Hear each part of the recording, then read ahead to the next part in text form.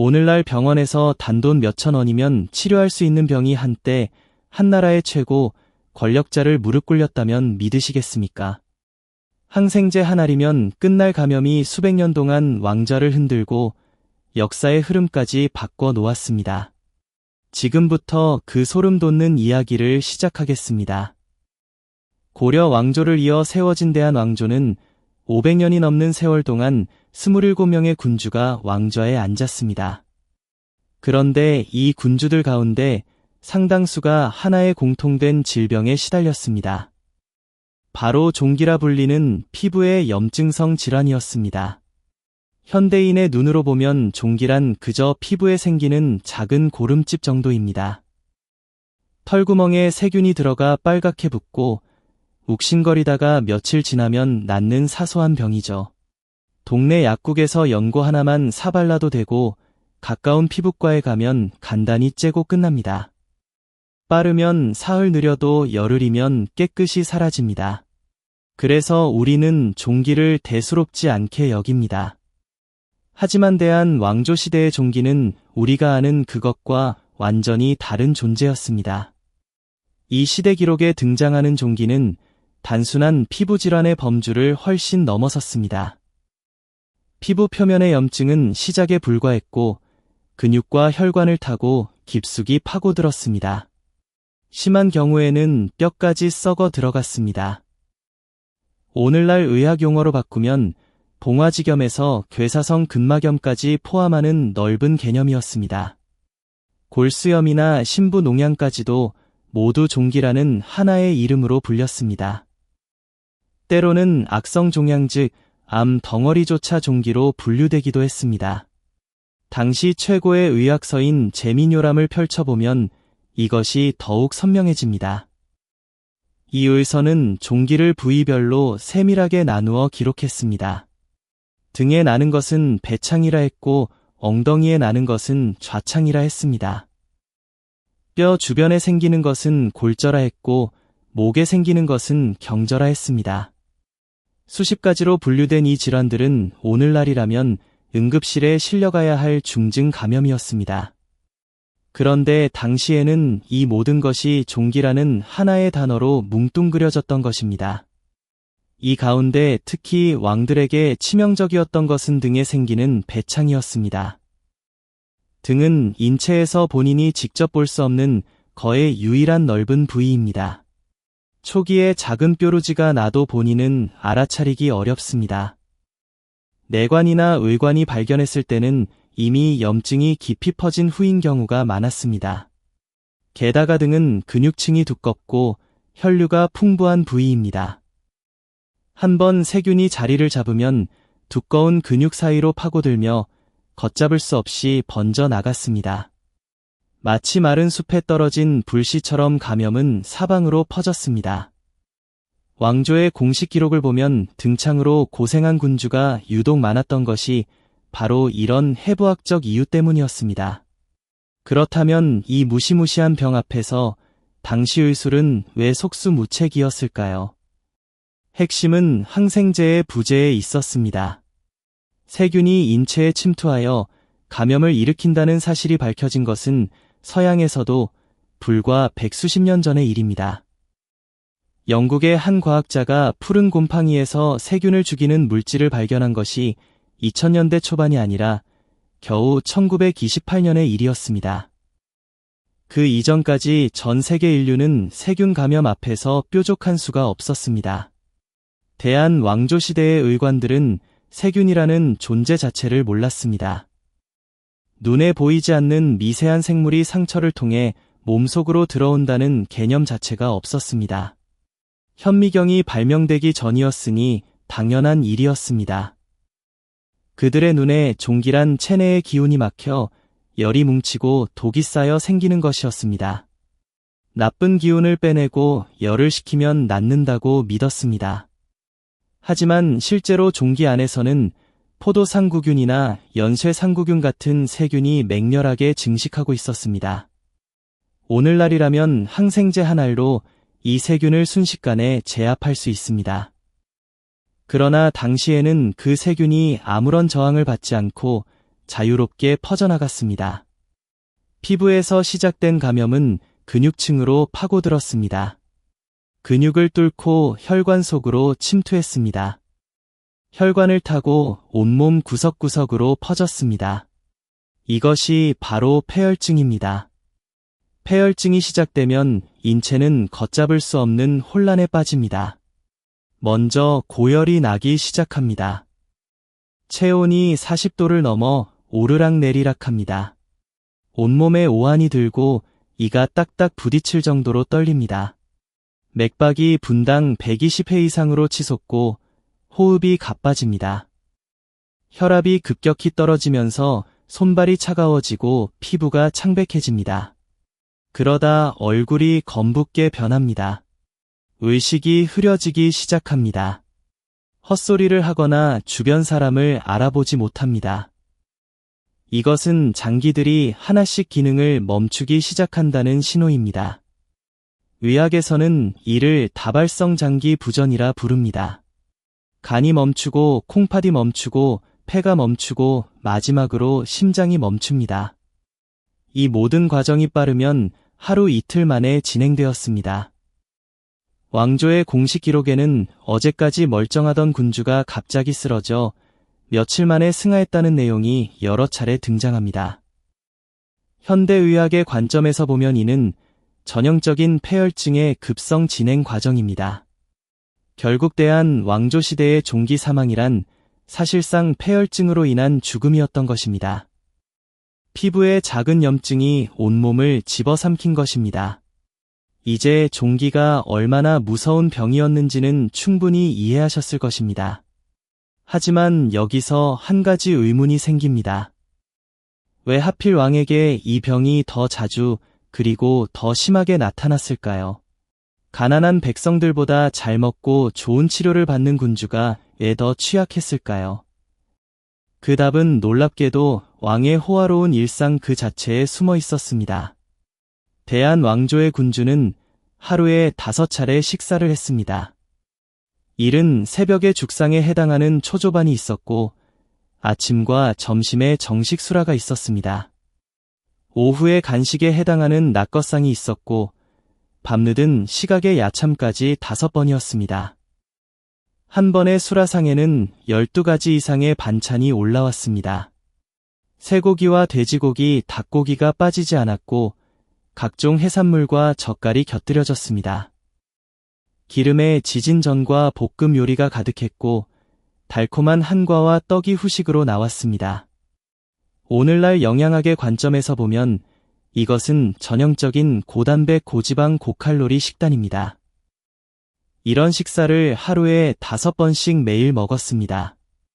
1년 365일씩은 날 없이 이어졌습니다. 현대의 영양학자가 이 식단표를 보면 경악할 것입니다.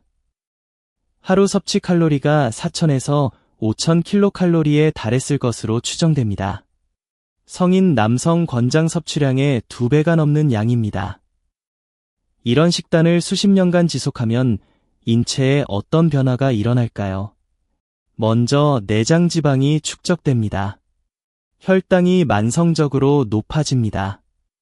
인슐린 저항성이 생기면서 당뇨병으로 진행됩니다. 혈중 요산 수치가 올라가 통풍이 발생합니다. 고혈압과 고지혈증이 동반됩니다. 이 모든 대사질환은 면역체계를 심각하게 약화시킵니다. 특히 당뇨병은 면역력에 치명적입니다. 당뇨 환자의 백혈구는 정상인에 비해 세균을 잡아먹는 능력이 현저히 떨어집니다. 작은 상처도 잘 아물지 않고 한번 감염이 시작되면 걷잡을 수 없이 번집니다. 대한 왕조의 4번째 군주인 현종이 대표적인 사례였습니다. 왕조의 기록을 보면 현종은 제위 중반 이후부터 소갈증으로 심하게 고생했습니다. 소갈증이란 극심한 갈증과 잦은 소변을 주 증상으로 하는 질환입니다. 이것은 오늘날의 당뇨병에 정확히 해당합니다. 현종은 또한 시력이 급격히 나빠져 신하들의 상소를 직접 읽지 못하고 내관에게 읽히는 경우가 많았습니다. 이것은 당뇨 합병증인 당뇨 망막병증의 전형적인 증상입니다. 높은 혈당이 망막의 미세혈관을 손상시켜 시력을 앗아가는 것입니다. 현종의 손과 발이 자주 저리고 감각이 무뎌졌다는 기록도 있습니다. 이것은 당뇨성 말초신경병증입니다. 감각이 무뎌지면 발이나 등에 상처가 나도 통증을 느끼지 못합니다. 상처를 방치하게 되고 그 사이 세균이 깊이 침투합니다. 발견했을 때는 이미 심각한 감염 상태인 경우가 허다합니다.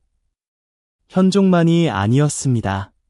비슷한 증상을 보인 군주가 여럿 있었습니다.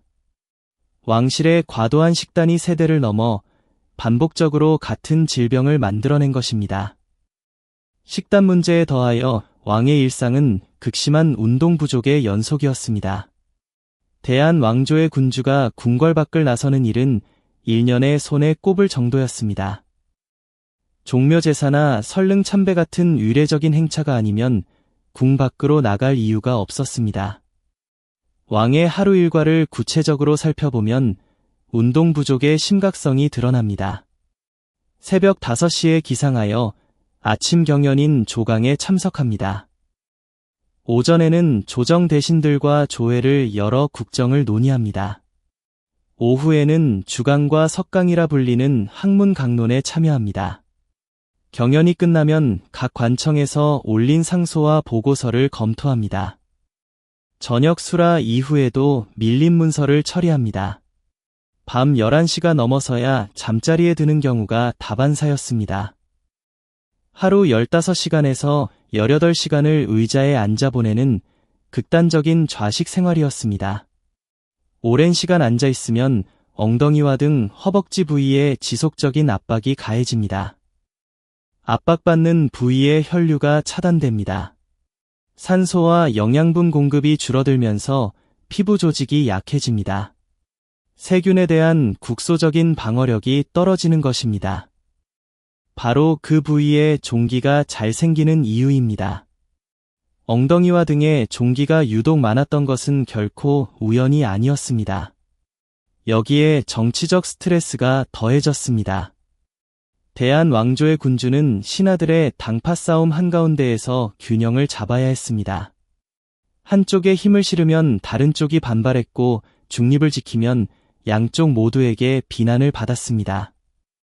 외교 문제와 민생 문제를 동시에 해결해야 하는 중압감도 엄청났습니다. 북방의 이민족 위협과 남방의 해적 침입에 대비해야 했고 흉년이 들면 구황 정책을 세워야 했습니다. 이런 스트레스가 수십 년간 쌓이면 코르티솔이라는 스트레스 호르몬이 만성적으로 분비됩니다. 코르티솔은 면역세포의 활동을 억제합니다. 만성 스트레스 상태에서는 감염에 대한 저항력이 현저히 떨어지는 것입니다. 수면 부족도 심각한 문제였습니다. 왕조의 18번째 군주인 태정은 밤늦게까지 서적을 읽고 신하들의 상소에 일일이 답을 쓰느라 하루 수면 시간이 서너 시간에 불과했다는 기록이 있습니다. 수면이 부족하면 면역체계의 핵심인 T세포와 NK세포의 활성이 급격히 떨어집니다. 감염과 싸울 병사의 수가 줄어드는 것과 같습니다. 복장도 문제였습니다. 군주는 격식을 갖추기 위해 겹겹이 속옷을 입고 그 위에 두꺼운 골룡포를 걸쳐야 했습니다. 여름에도 이 복장은 변하지 않았습니다. 한여름 삼복더위에도 예를 갖추어야 했으니 몸에서는 끊임없이 땀이 흘렀습니다. 통풍이 되지 않는 옷 속에서 피부는 늘 축축했습니다. 습하고 따뜻한 환경은 세균이 번식하기에 더없이 좋은 조건입니다. 피부가 짓무르고 작은 상처가 나면 세균이 즉시 파고들었습니다. 이렇게 보면 왕의 삶이란 종기를 만들어내는 완벽한 조건의 총합이었습니다. 과잉 영양과 운동 부족과 만성 스트레스와 수면, 결핍과 불량한 피부 환경이 모두 한 사람에게 집중되었습니다. 잘 먹고 잘 산다는 것이 오히려 건강을 갉아먹은 참으로 아이러니한 상황이었던 것입니다.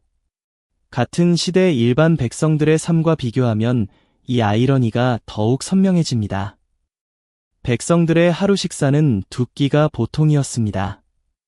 아침과 저녁에 보리밥이나 잡곡밥을 먹었고 반찬이라고는 된장과 나물 한두 가지가 전부였습니다. 고기는 명절이나 잔치가 있어야 겨우 한 점 먹을 수 있었습니다.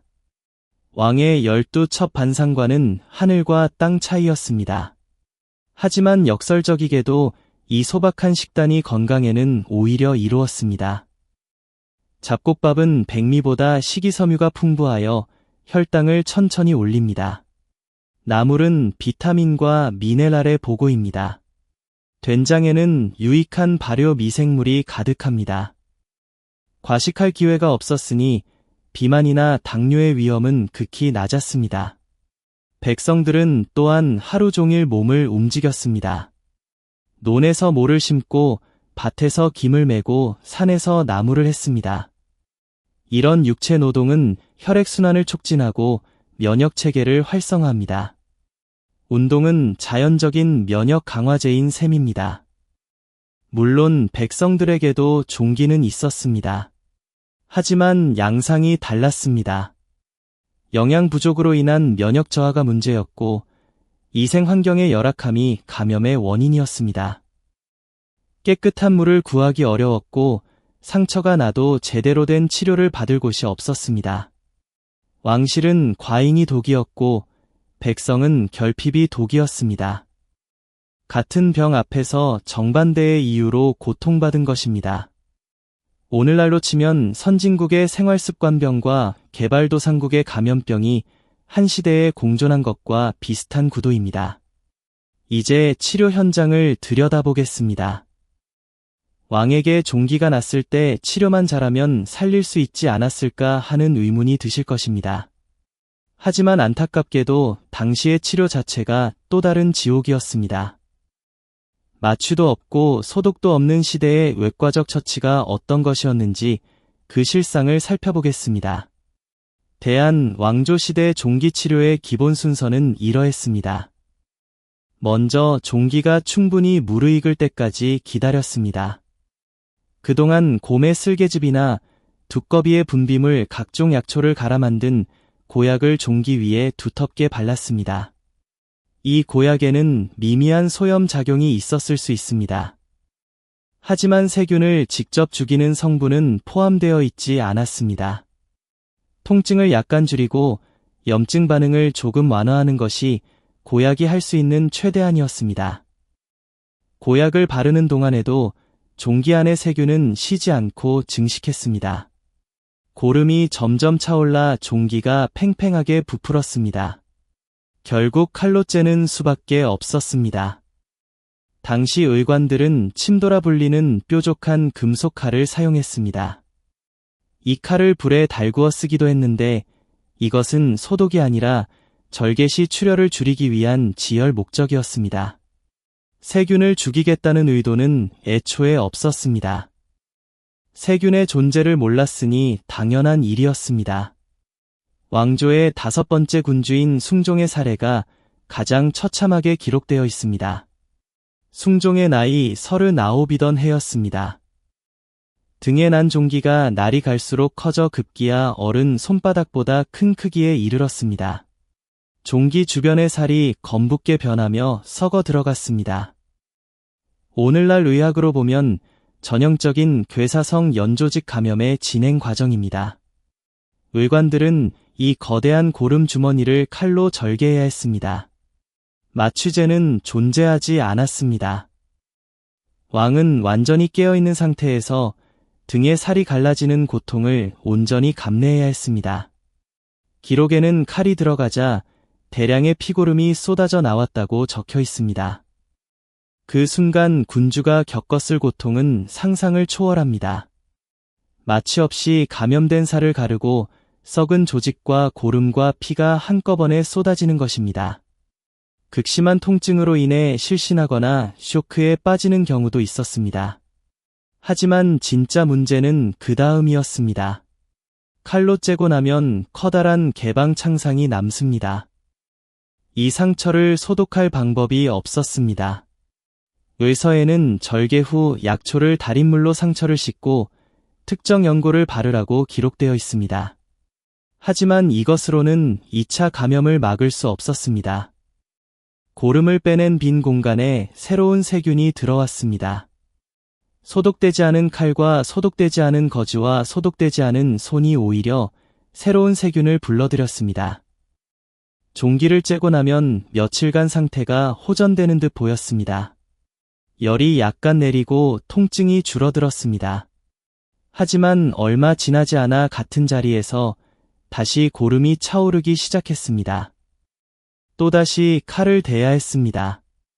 째고 곰고 또 째고 또 곱는 끔찍한 악순환이 반복되었습니다. 숭종의 기록이 이 악순환을 적나라하게 보여줍니다.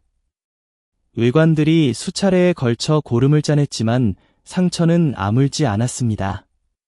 매번 절개할 때마다 군주의 체력은 급격히 소모되었습니다. 고열이 계속되었고 식사를 거의 하지 못했습니다. 몸무게가 눈에 띄게 줄었고 나중에는 혼자 자리에서 일어나지도 못했습니다. 결국 숭종은 왕위에 오른 지 겨우 2년 3개월 만에 세상을 떠났습니다.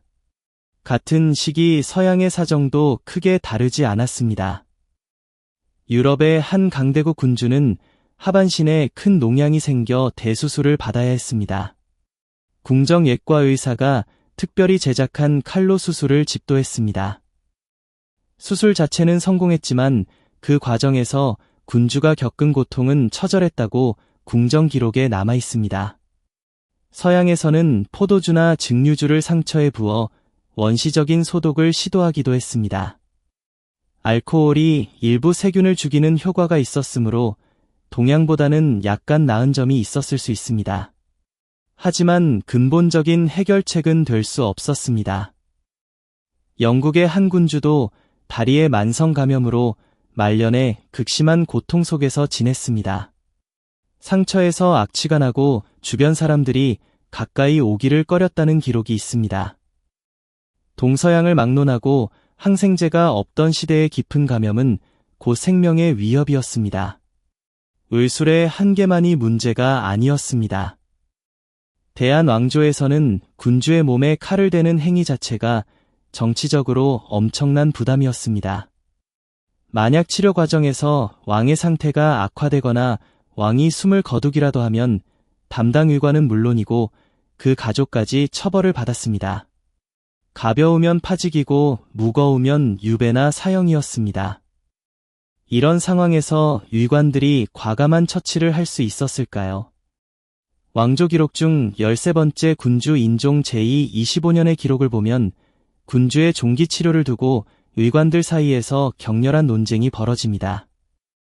한쪽에서는 지금 당장 칼로 째서 고름을 빼야 한다고 주장했습니다.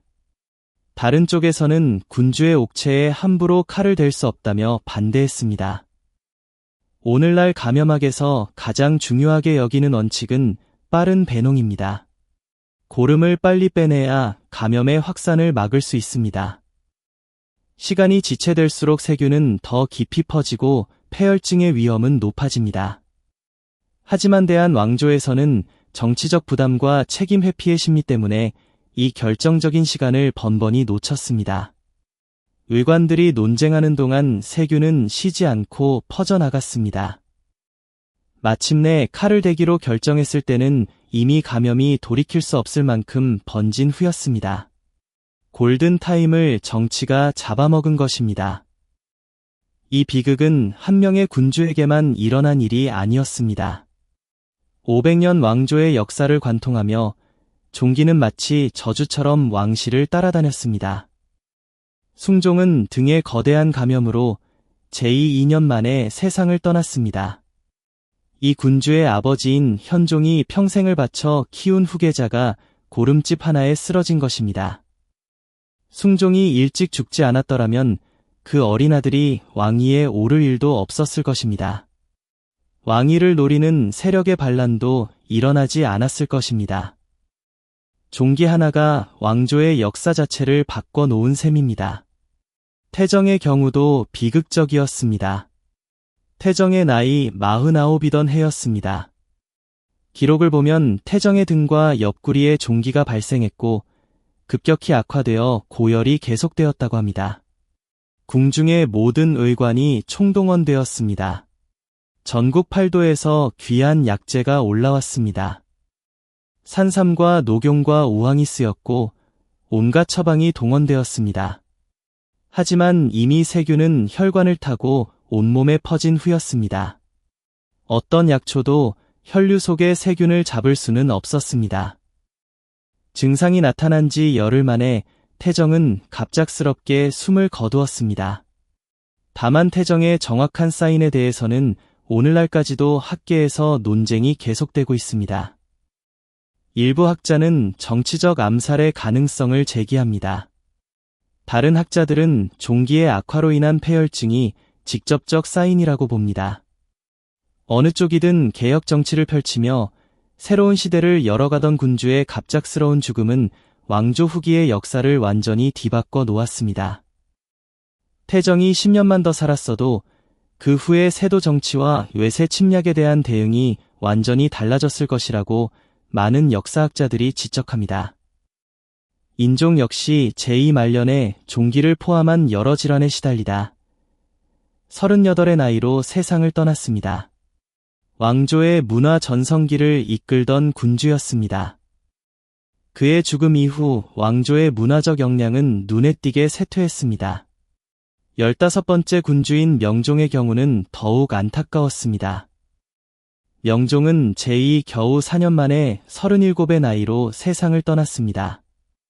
기록에는 명종이 오랫동안 체질이 허약하여 각종 종기와 질환에 시달렸다고 적혀 있습니다. 명종의 갑작스러운 죽음 이후 벌어진 왕위 계승 과정은 왕조 후기 정치사에 큰 전환점이 되었습니다. 군주만이 아니었습니다. 왕비와 대비 세자와 공주에 이르기까지 왕실 전체가 종기의 위협 아래 놓여 있었습니다. 풍족한 식사와 부족한 운동과 극심한 궁중 스트레스와 통풍이 안 되는 복식이라는 위험 요인은 왕실 구성원 모두에게 해당되었습니다. 같은 환경에 노출된 집단이 같은 질병에 걸리는 것은 전형적인 환경성 질환의 패턴입니다. 왕실이라는 폐쇄된 공간에서 세대를 넘어 반복된 생활 습관이 세대를 넘어 반복되는 질병을 만들어낸 것입니다. 결국 종기라는 같은 병 앞에서 군주와 백성은 정반대의 이유로 쓰러졌습니다. 군주는 넘쳐나는 풍요가 몸의 방어벽을 허물었고 백성은 부족한 영양과 열악한 위생이 감염의 문을 열었습니다. 그리고 한쪽에는 최고의 의관이 있었지만 항생제가 없었고 다른 쪽에는 의관조차 없었습니다. 결과는 같았습니다. 세균이 이겼습니다. 여기서 한 가지 분명히 해야 할 것이 있습니다. 대한 왕조의 의관들이 무능했던 것은 결코 아닙니다. 그들은 당시 동아시아 최고 수준의 의학 지식을 갖추고 있었습니다. 왕조의 대표적 의관이었던 이수가 편찬한 제민요람은 수천 가지 질병과 수만 가지 처방을 체계적으로 정리한 대작이었습니다. 이 의서는 인접 국가들에까지 전해져 높은 평가를 받았습니다. 약초학과 침술과 맥진에 있어서 당시 세계 최고 수준이었다고 해도 과언이 아닙니다. 문제는 의술의 수준이 아니라 적의 정체를 몰랐다는 데 있었습니다. 세균이라는 보이지 않는 적을 상대로 싸우면서 그 적이 존재한다는 사실조차 인식하지 못했던 것입니다. 현미경이 없었으니 미생물의 세계를 엿볼 방법이 없었습니다. 세균이 감염을 일으킨다는 개념 자체가 존재하지 않았으므로 소독이라는 발상도 나올 수 없었습니다. 그들은 눈에 보이지 않는 적과 맨손으로 싸운 셈입니다. 최선을 다했지만 이길 수 없는 싸움이었습니다. 이것은 의관 개인의 능력 부족이 아니라 시대의 한계였습니다.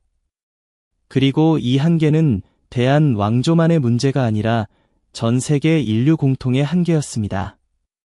유럽에서도 아메리카에서도 아프리카에서도 세균 감염은 수천 년 동안 인류의 가장 큰 사망 원인 가운데 하나였습니다.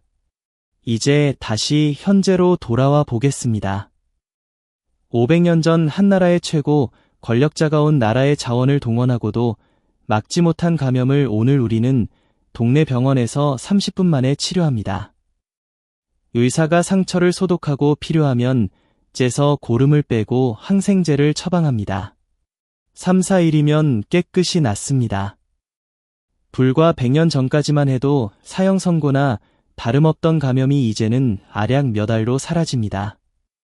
이것이 가능해진 것은 현미경의 발명과 세균학의 발전과 항생제의 발견이라는 세 가지 혁명 덕분입니다. 눈에 보이지 않던 적을 현미경으로 볼 수 있게 되었고 그 적의 정체를 세균학으로 파악했으며 항생제라는 무기로 그 적을 제압할 수 있게 된 것입니다. 인류 역사에서 이보다 더 극적인 변화는 드뭅니다. 역사를 돌아보면 우리가 당연하게 여기는 일상이 얼마나 놀라운 것인지 새삼 깨닫게 됩니다. 약국에서 항생제 연고를 사는 일상적인 행위 하나가 수백 년 전이라면 왕도 가질 수 없었던 기적인 셈입니다.